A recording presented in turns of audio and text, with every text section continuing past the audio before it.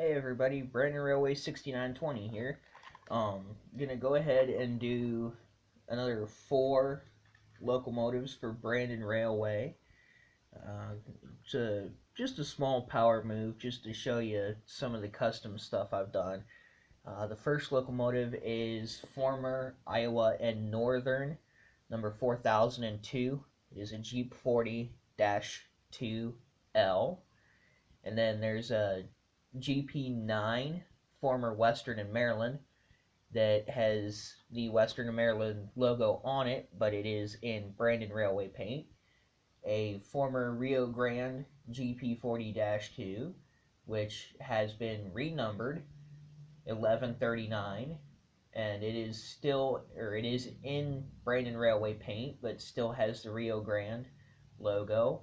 And then a former Santa Fe that has been painted for Brandon Railway that is a GP40-2, and it is my Brandon Railway Norfolk Southern merger or conglomeration, whatever you want to call it.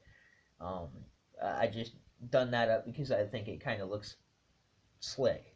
So, anyhow, let's see if I can get them moving here. The GP9, it acts like it's a DCC locomotive, but it's not. It takes a lot of power. The Iowa Northern, this one here, is a Athearn Genesis engine.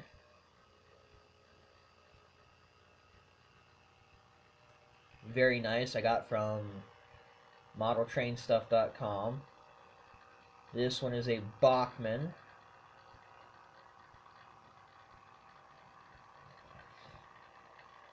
And then we have I believe it's an Athearn. It's probably why it's so noisy. And then another Bachmann. And the numbers on these, they don't have much meaning to them. It's not like I took and went, oh, I'm going to number this 1007 because it has a significant meaning. None of the numbers on these, the only numbers that have any significant meaning are on my passenger cars, which you will see here in a minute. I will go ahead and, once I move these out of the way, I will go ahead and do the review of my 2662T and my technically 7-car passenger set. It's 6 passenger cars and a caboose. I'll let these creep by real slow so you can get a good look at the detail. Still need to get handrails for number 1139. And I'm thinking about either moving the light or blacking it out, taking it out, something. I don't like the way the cab lights up.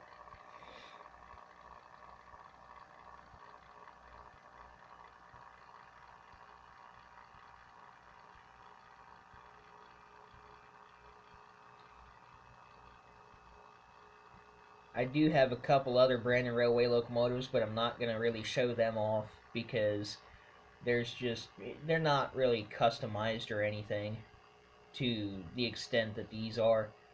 So I take them to shows from time to time and show them off, but I don't think I'm going to be showing them off on here. But anyhow, move these on back and park them.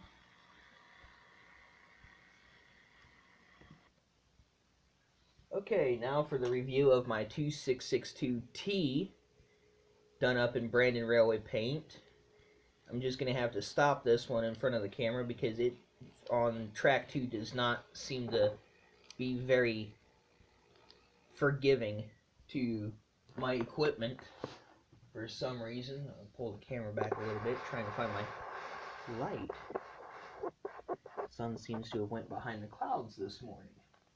But anyhow, this is a 2662T for tank style. It is a Mantua Classic. It's a nice locomotive, has decent pulling power. I'm not going to say it doesn't because it's pulling 7 passenger cars.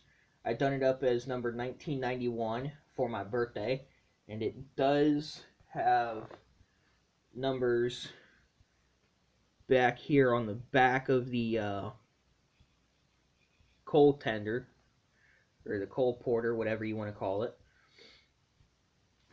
One thing I noticed when painting this is that the gray parts here and here, here and here, that all does come off to allow the side tanks to come off, so you can actually paint the boiler if you wanted to. I chose not to because I wanted the silver front on the boiler, and I think the silver with the black looks nice. Um, it is, like I said, a Mantua Classic. Nice engine. I got it because I wanted something bigger and yet something that would fit on my turntable on my layout down in the basement. And I saw this and I'm like, hey, I've always wanted a Porter style steam engine that has the side tanks. And it's like, for the price I paid for it, I think it was 80 bucks, brand new. So anyhow, I'll go ahead and move her forward and show you some of the cars that I've specially painted for Brandon Railway. Starting with the 5-year anniversary car. Done that one up just because I've been into the hobby for 5+ years. Well, I think this year's the 5th year, but anyhow. These are all just standard 4-axle passenger cars. Number 519 is my birth date. I know the engine is not struggling, I'm just going slow so you can get a decent look at detail.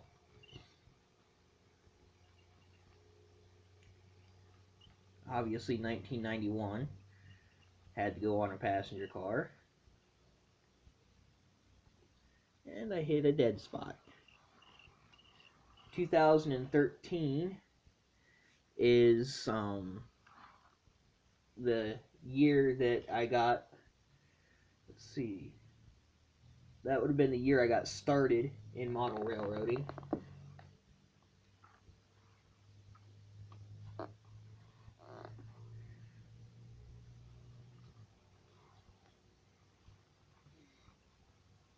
Ten-year anniversary for technically 10 years. Well, because I've been alive longer than 10 years, I think is why I did that one. I'm having a little bit of trouble remembering stuff this morning. And then 25 years, because I am 27 years old. I've loved trains practically my entire life, so why not do a 10-year and 25-year car?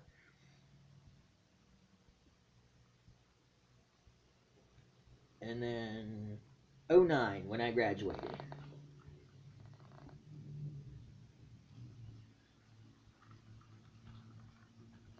And what I will do is I will go ahead and bump the speed up on this a little bit, because there are, like I said, track 2 is not very forgiving.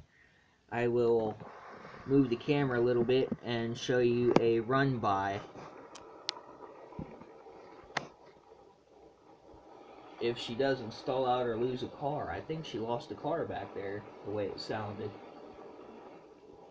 But show you a decent speed here, just to prove that this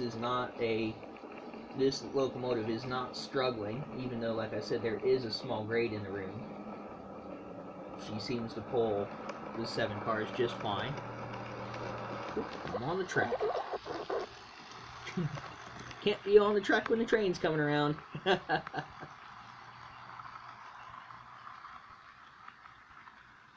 And really, that's about all the slower I can go without either losing a car or stalling out, because, like I said, for some reason, this track, I did get it fixed. I found out that one of the joiners was not actually connected the way it should be.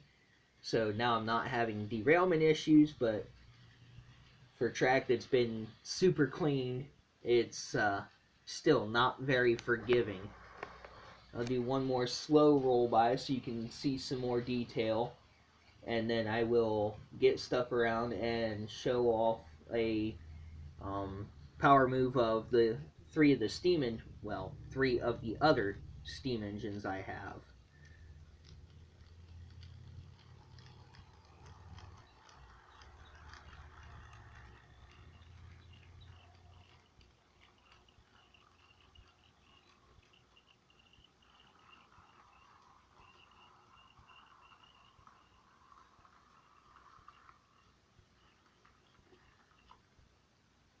Alright, for now this is Brandon Railway 6920 signing off.